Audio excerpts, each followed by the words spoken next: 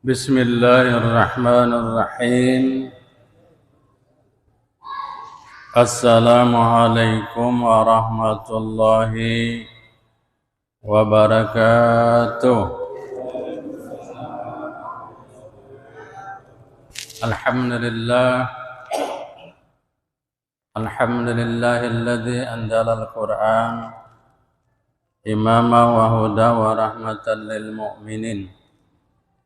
Ashhadu an la ilaha illallah wahdahu la syarika lah wa ashhadu anna Muhammadan abduhu wa rasuluh la nabiyya ba'da ila yaumil qiyamah. Allahumma salli ala sayyidina Muhammad wa ala alihi wa sahbihi wa sallim. Faqala Allah ta'ala fi kitabihil karim. A'udzu billahi minasy syaithanir rajim. Bismillahirrahmanirrahim. Syahrul Ramadan alladzi unzila fihil Qur'an hudan lin-nasi wa bayyinatin minal huda wal furqan. Shadaqallahul azim. Bapak Ibu jamaah yang mudah-mudahan senantiasa dirahmati Allah. Mudah-mudahan kita tetap semangat dan sehat selalu, dan mudah-mudahan diberikan kekuatan oleh Allah untuk tetap beramal ibadah kepada Allah Subhanahu wa taala. Puja dan puji syukur kita kehadirat Allah, Tuhan kita yang maha besar, yang maha pemurah, maha pengasih lagi maha penyayang, yang telah mencurahkan rahmat dan nikmatnya kepada kita semua hingga kita dapat bertemu kembali. Mudah-mudahan pertemuan kita diberkahi dan diridhoi oleh Allah Subhanahu wa taala. Kemudian tak lupa selawat beriring salam keharibaan junjungan kita, panutan kita, orang yang paling sangat kita cintai, yang tentunya kita harapkan syafaatnya di yaumil akhir kelak, Nabi besar Muhammad sallallahu alaihi wasallam. Allahumma salli ala sayyidina Muhammad wa ala ali sayyidina Muhammad beserta keluarga, sahabat dan pengikutnya yang sholihin hingga hari kemudian. Betapa indahnya bulan Ramadan. Betapa indahnya ketika kita bisa salat qiyamul lail bersama-sama. Betapa indahnya lantunan ayat suci Al-Quran yang kita dengarkan dari masjid ke masjid. Dan banyak lagi keindahan-keindahan lain di bulan suci Ramadan. Dan salah satu keindahan yang lain di bulan suci Ramadan adalah keindahan saat kita bisa memberi. Saat kita bisa berbagi. Memberi perbukaan puasa, berbagi dengan anak-anak yatim, berbagi dengan para du'afa, orang-orang miskin, orang-orang yang tidak mampu. Ada satu kisah teladan yang terjadi terhadap Sayyidina Ali bin Abi Thalib dengan istrinya Siti Fatimah binti Rasulullah tentang indahnya berbagi. Ketika itu anak mereka Hasan dan Husin sakit.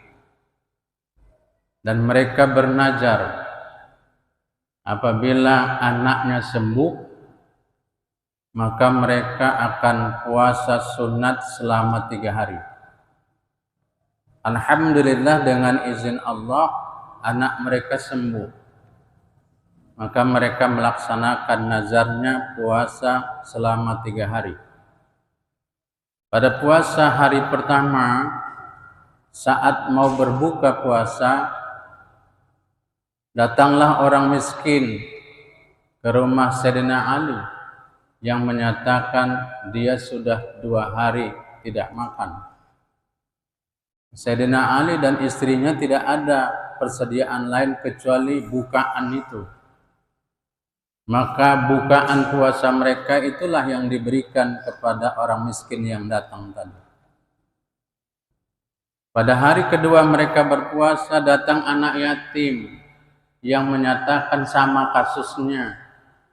2 hari sudah tidak makan, kelaparan. Mereka juga tidak ada persediaan makanan, yang ada cuma perbukaan. Maka bukaan itulah yang diberikan mereka kepada anak yatim tadi. Pada hari yang ketiga mereka berpuasa, datang juga seorang tawanan musyrik ke rumah mereka dengan kasus yang sama. Setelah 2 hari juga tidak makan. Maka mereka memberikan perbukaan puasa mereka kepada mereka itu, kepada tawanan musyrik itu. Maka berdasarkan peristiwa itu, para ulama menjelaskan itulah sebab turunnya ayat Al-Quran surah Al-Insan ayat 8 sampai 9. A'udzubillahi minasyaitonir rajim. Wa yut'imuna at-ta'ama 'ala hubbihi miskinan wa yatiman wa asiran. Dan mereka memberikan makanan yang disukainya, yang diperlukan, hubbihi, yang dibutuhkan, kepada orang miskin, kepada anak yatim, dan kepada tawanan perang. Innama nut'imukum liwajhillah la nuridu minkum jaza'an wala syukura. Mereka berkata, sesungguhnya kami memberi makanan kepadamu hanyalah karena mengharapkan keridhaan Allah. Kami tidak mengharapkan balasan dan kami tidak mengharapkan terima kasih dari kamu. Begitu indahnya berbagi sehingga turun ayat yang menyatakan betapa luar biasanya berbagi. Karena di dalam berbagi di situ ada kepedulian. Di dalam berbagi ada perhatian, ada persaudaraan, ada kebersamaan. Cuman di dalam berbagi ini, apapun yang kita beri, syaratnya 3 berdasarkan ayat ini. Apapun yang kita beri kepada orang lain, sebab kalau kita sudah memberi kepada orang lain, rasanya bahagia kita. Ada satu kepuasan yang kita peroleh. Syaratnya 3. Pertama, hanya mengharapkan keridhaan Allah. Apa yang kita beri itu mengharapkan Allah senang dengan apa yang kita lakukan. Yang kedua adalah kita tidak mengharapkan balasan, baik pujian, sanjungan kepada orang lain, karena kita mengharapkan keridhaan Allah. Dan yang ketiga, kita tidak mengharapkan ucapan terima kasih atas orang yang kita beri. Apakah dia mengucapkan terima kasih, tidak terima kasih, kita tidak terganggu. Karena tidak selamanya kita berbuat baik itu, Pak, pasti dibalas orang baik. Tapi kalau kita mengharapkan keridhaan Allah, tidak mengharapkan balasan, dan kita tidak peduli apakah dia mengucapkan terima kasih atau tidak, maka ada kepuasan batin dalam hidup kita. Oleh karena itu dalam kesempatan yang singkat ini, saya ingin menjelaskan ada 5 manfaat suka memberi, suka berbagi. Senang kita memberi dan senang berbagi. Apa yang pertama? Manfaatnya menjadi hamba yang bersyukur. Kalau kita senang berbagi, kita akan banyak bersyukur karena banyak kali nikmat yang kita peroleh. Kalau kita senang berbagi, masih banyak lagi orang yang membutuhkan. Bagaimana kalau kita tak pernah memberi? Mana tahu kita orang yang membutuhkan dalam hidup kita. Setelah kita memberi, kita tahu masih banyak orang lagi yang status ekonominya di bawah kita, yang perlu uluran bantuan kita, orang-orang yang mampu. Maka kita bersyukur kepada Allah. Banyak nikmat yang Allah berikan kepada kita. Perhatikan firman Allah dalam surah Al-Baqarah ayat 172. A'udzu billahi minasy syaithanir rajim. Ya ayyuhalladzina amanu kulu min thayyibati ma razaqnakum washkuru lillah in kuntum iyyahu ta'budun. Wahai orang-orang yang beriman, makanlah dari rezeki yang baik yang kami berikan kepada kamu dan bersyukurlah kepada Allah. Allah memerintahkan kita untuk banyak bersyukur kepada Allah jika kamu hanya menyembah kepadanya. Yang kedua, manfaat memberi, membangun semangat empati. Empati beda dengan simpati. Kalau simpati kita merasakan apa yang dirasakan orang. Tapi empati adalah kita merasakan di posisi mereka. Bagaimana seandainya kita berada dalam keadaan seperti mereka. Jadi kita selalu berempati kepada orang lain. Bagaimana kita bisa mementingkan orang lain walaupun kita saat itu membutuhkan. Itulah semangat itu yang kita bangun. Begitu indahnya ajaran agama kita Islam. Padahal kita membutuhkan, kita memerlukan, tapi kita masih teringat untuk membantu orang lain. Kalau kita ditanya saat ini siapa yang tidak butuh, siapa yang tidak perlu, berapa banyak orang yang masih peduli kepada orang lain, berempati kepada orang lain, bahwa dia bersyukur dalam kondisi sekarang. Masih banyak saudara-saudara yang harus kita tolong, saudara kita yang tidak seberuntung dengan kita. Yang ketiga, apa manfaatnya? Merasakan hidup lebih bermanfaat. Kalau kita suka berbagi, suka nolong, hidup kita ini lebih bermanfaat. Lebih bermanfaat untuk orang lain. Kalau kita punya kelebihan rezeki, kita tidak menikmati sendiri. Tapi kita bisa berbagi kepada orang lain. Karena sebaik-baik manusia dalam pandangan Islam adalah orang yang bermanfaat untuk orang lain. Maka Islam mengajarkan kepada kita tidak boleh hidup ini egois, mementingkan diri kita sendiri.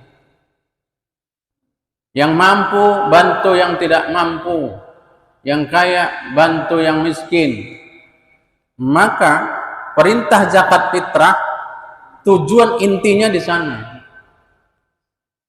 Jadi kalau kita mengeluarkan zakat fitrah itu bukan mengeluarkan harta kita, tapi memberikan hak orang lain yang ada di harta kita. Beda dengan sedekah. Kalau sedekah itu memang kita mengeluarkan harta kita. Tetapi kalau zakat itu ada harta orang, hak orang di dalam harta kita yang harus kita bagi kepadanya. Di sinilah letaknya kita bermanfaat untuk orang lain dalam hidup ini. Seperti yang disebutkan oleh Rasulullah, khairun nas anfa'uhum linnas. Sebaik-baik manusia adalah yang paling bermanfaat untuk orang lain. Mudah-mudahan kita jadi orang yang bermanfaat untuk orang lain. Yang keempat, membangun semangat silaturahim dan persaudaraan. Kalau kita sudah berbagi, memberi, terbangun semangat persaudaraan tuh Pak. Terbangun semangat ukhuwah di antara kita. Dan semangat untuk meringankan beban orang lain. Apalagi kalau beban orang lain itu Pak, saudara kita masih ada hubungan keluarga. Itu luar biasa dia, manfaat yang kita berikan kepada orang lain. Mudah-mudahan semangat Ramadan ini memberikan kita semangat untuk senang berbagi kepada orang lain. Yang terakhir, yang kelima, manfaat dari senang berbagi adalah memotivasi kita lebih banyak berbuat baik. Buatlah kebaikan sebanyak-banyaknya dalam hidup ini. Nikmat kalau kita suka berbagi. Yakinlah, lapang hati kita, bahagia kita. Salah satu kunci ingin bahagia, senang kita berbagi kepada orang lain. Apakah bentuknya materi maupun immateri, berbagi waktu, berbagi kesempatan, berbagi kunjung mengunjungi, dan lain sebagainya. Lakukanlah itu. Mudah-mudahan bulan Ramadan ini memberikan banyak manfaat bagi kita dan banyak manfaat bagi saudara-saudara kita umat Islam. Terima kasih. Mudah-mudahan tausiah kita bermanfaat bagi kita semua. Selamat beraktivitas, selamat beribadah, tetap istiqomah. Mudah-mudahan Allah melipat gandakan pahala kepada kita semua terhadap apa yang kita kerjakan dan kita lakukan. Sampai bertemu kembali. Billahi taufiq wal hidayah. Wassalamualaikum warahmatullahi wabarakatuh.